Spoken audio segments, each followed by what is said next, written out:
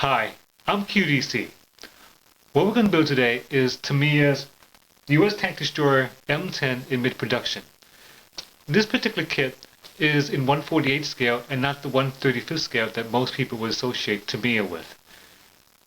Now the reason why I bought this kit was because I built a Tamiya 1/48 scale of the Tiger 1 tank and I really enjoyed it a lot. So when I was looking around for another kit to build, I saw this one, and since I liked it so much for the other kit I built, I bought it again. So let's go ahead and start building this kit. Let's go take a look inside this box. There is the decals, oil drum, gas can, the suspension system with tracks, wheels, and bogies, the turret,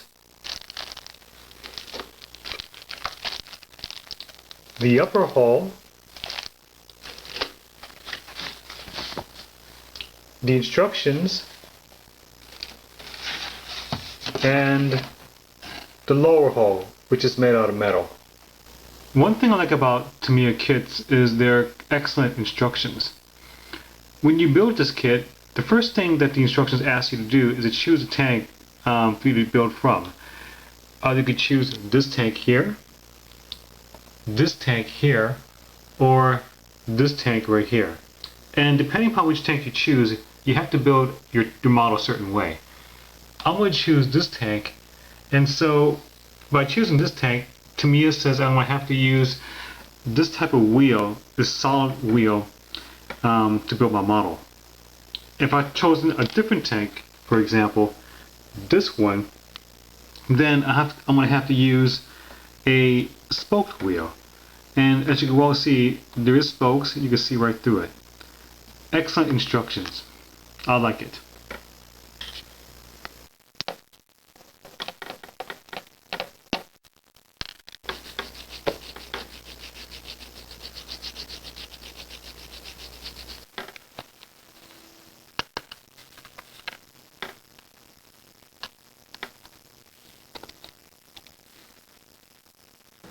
I want to show you something unusual about this Tamiya kit.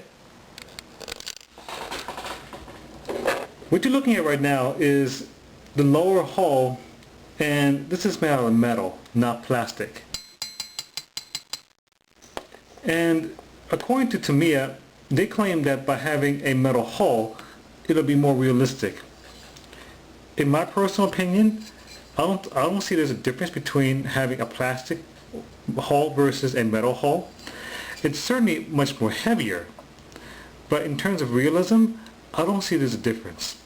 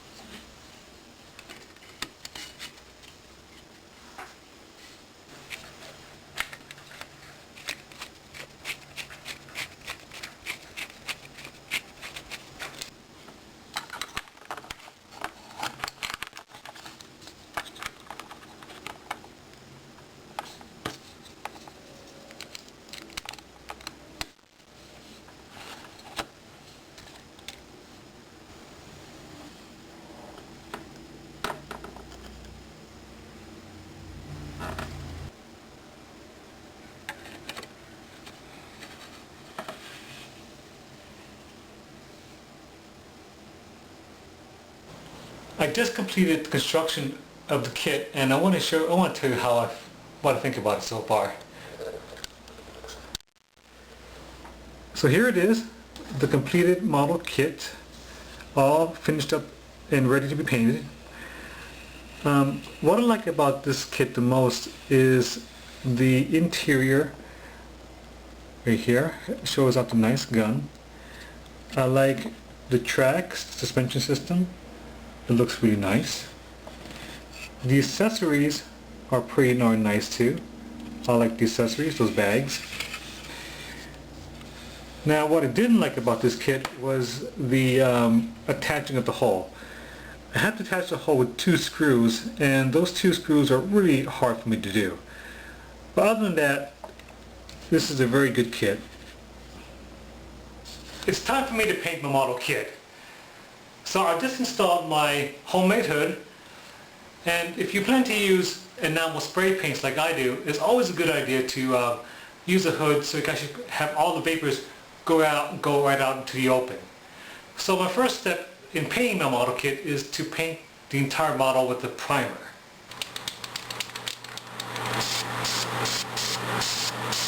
It's time to give my model shadows, so I'm going to paint the entire model black.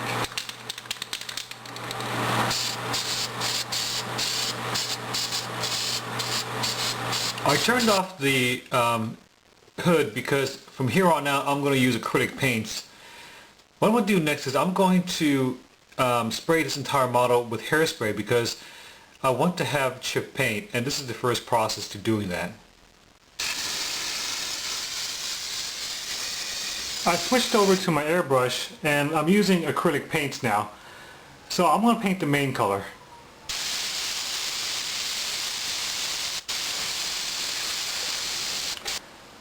What I'm going to do next is I'm going to fade my tank. When olive drab fades, it turns slightly yellow, so I'm going to represent that with my airbrush.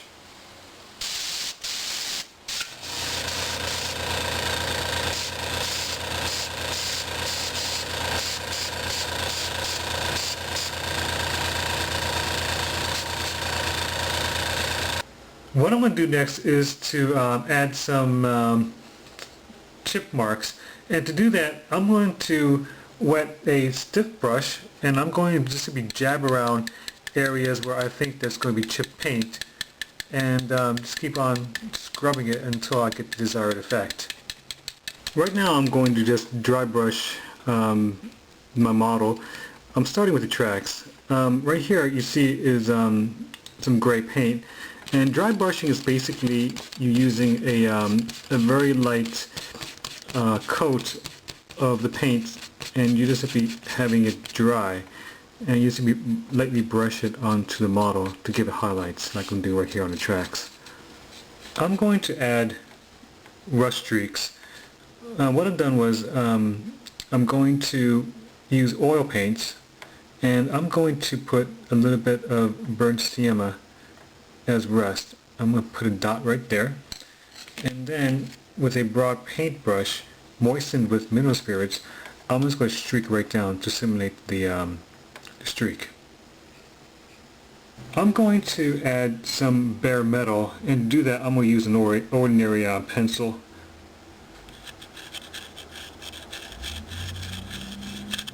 I just finished everything, and I just want to show you actually what I've just done.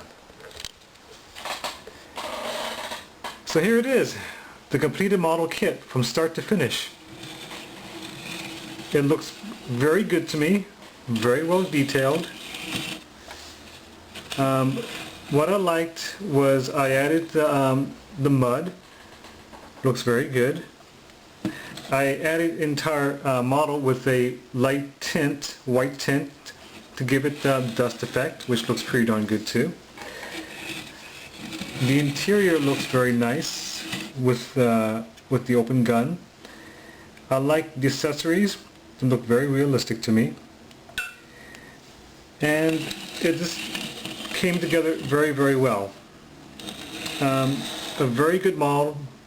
I like it. That completes the entire build of this model kit from start to finish. I like this kit a lot because The instructions were very easy to follow, and the kit was easy to build. Tamiya has a good reputation of making highly detailed and easy to follow model kits, and so this is highly recommended to me for everyone from all skill levels. So what you're going to see next is a video slideshow of my completed model kit. But before I go, as always, just because I put this video here on YouTube, it doesn't make me an expert at model kit building.